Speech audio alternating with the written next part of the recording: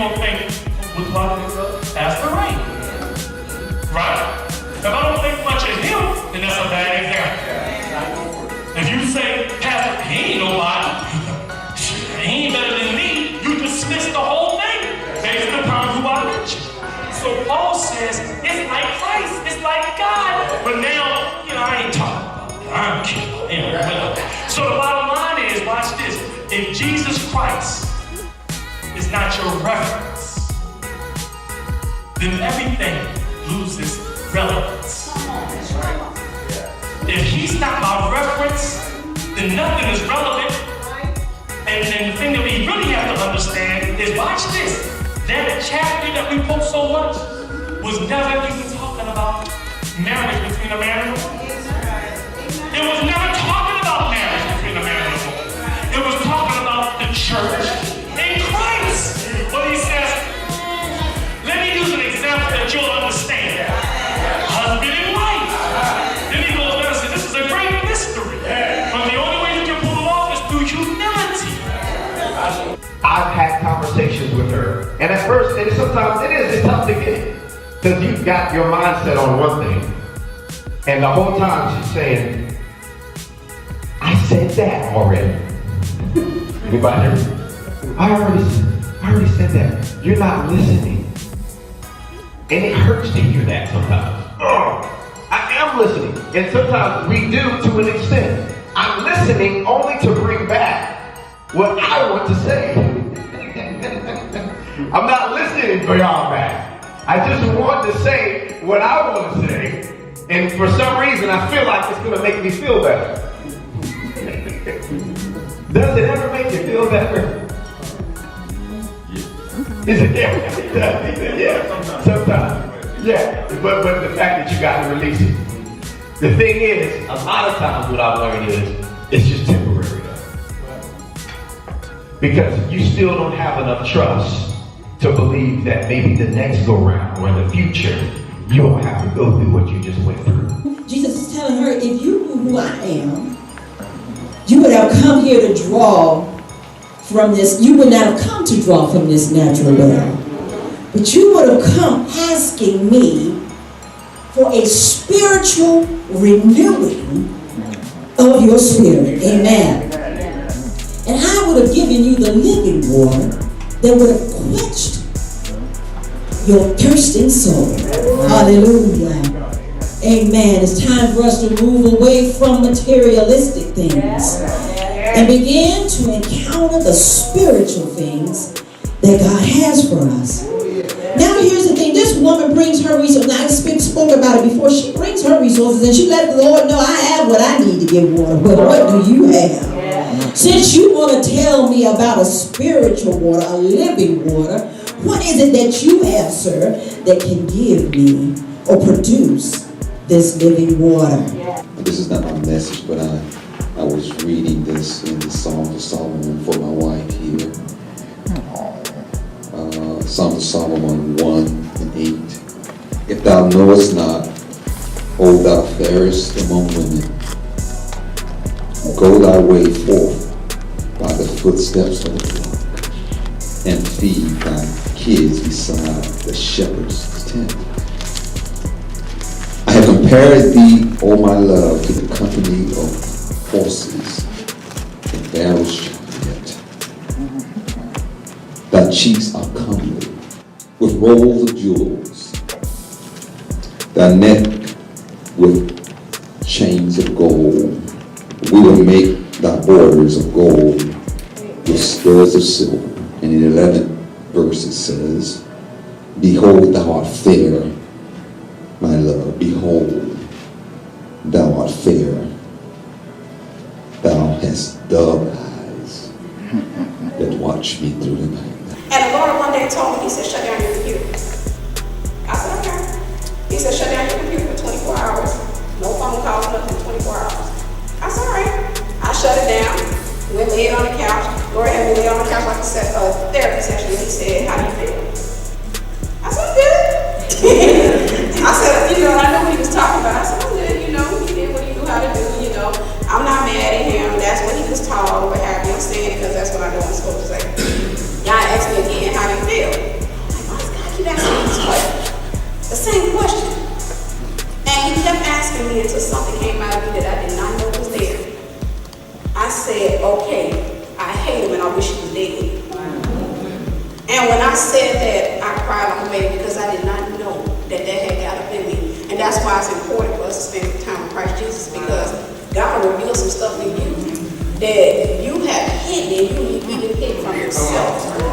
You will lie to yourself again and again and get so accustomed to it, and you live in it, and when people ask you questions, you'll say what you're supposed to say, and then you're going to stand before the pearly gates and get turned away.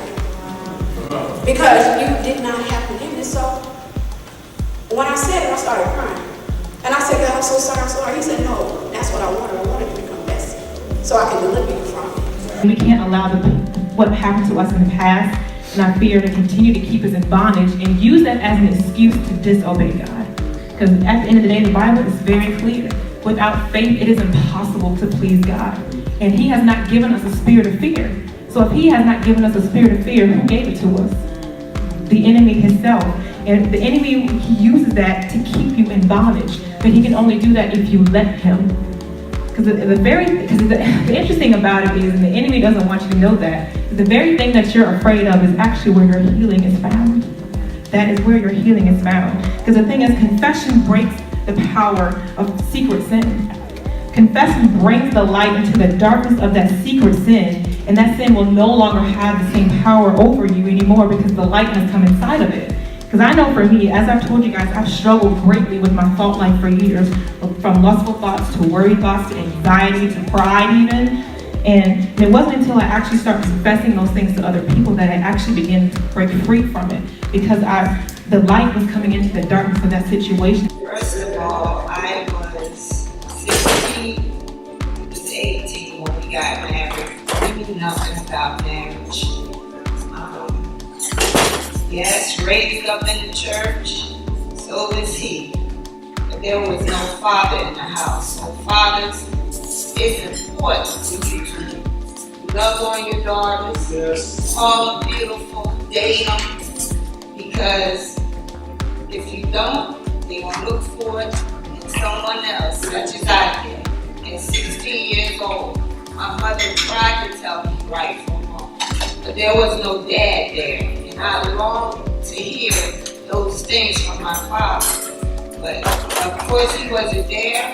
I ended up pregnant with my first daughter at almost the age of 15. And then maybe 17 months later, here comes Charade. And my husband at that time, this young fella asked me to marry him. And my mother said she thought that was the best thing. He was born in the military, so she had to sign for me to get married. So we got married, we went to Germany, a lot of trial and error. So this is why I believe that my husband and myself, we have this ministry, because we don't want you guys to make the same mistake. You need to be whole before you can hook up with somebody else. I mean, I was a young girl with 2 babies over in Germany, just me and him. Well, we had friends, but if we had been more mature, we would have saved ourselves a lot of heartache. Yes. It wasn't easy, y'all. I'm telling you. So no, we wasn't whole. We didn't even have marriage counseling. We knew nothing about being whole. This flesh, all I know was this flesh was moving, and I was allowing it to move. The Bible says, walk in the spirit, and you will not fulfill the lust of the flesh. Yeah. I allowed this flesh because I chose not to walk in the spirit. But thank God that we decided, we were doing any and everything we thought we could do. My mother-in-law called one day, she said, the Holy Spirit put it on her heart. She said, are y'all going to church? We weren't thinking about going to church. Amen. We sent the children to church, but we weren't going. And I'm telling you, we were creating a mess. But God. And I'm so grateful and thankful this day that we heard the call of God. And we answered that call. That's why we can take young women and young men in our home and pour into them, because we don't want them to make the same mistake that we did. And a lot of y'all might think, well, this accountability thing is too much. But you need for someone to be able to speak into your life and say, no, don't go that way. So just be whole, young women and young men, before you hook up with somebody else. Can you be honest with yourself and acknowledge the arguments that we all frequently have between our flesh and the spirit? God tells us plainly in this scripture that the reason for this clash between our flesh and his spirit is intentionally to prevent me from having my way. You don't die, you cannot fly with Christ. This is why our ministry is entitled, I Do. I die in obedience. It doesn't matter if we're single or married. The Lord requires all of us to say, I do to him first. I do. Verse 18 then says, but if you are led by the Spirit, you are not under the law. Whenever we yield to the Spirit, we are not under the law, and therefore will not yield to our fleshly desires. Only under the power of the Holy Spirit can we overcome those real life fleshly desires. And you can easily recognize a non-believer or even a believer who is falling short with the fleshly struggle. You can see it. How dare us pretend like we faking and fooling somebody? You just fooling yourself. Like Michael said, just be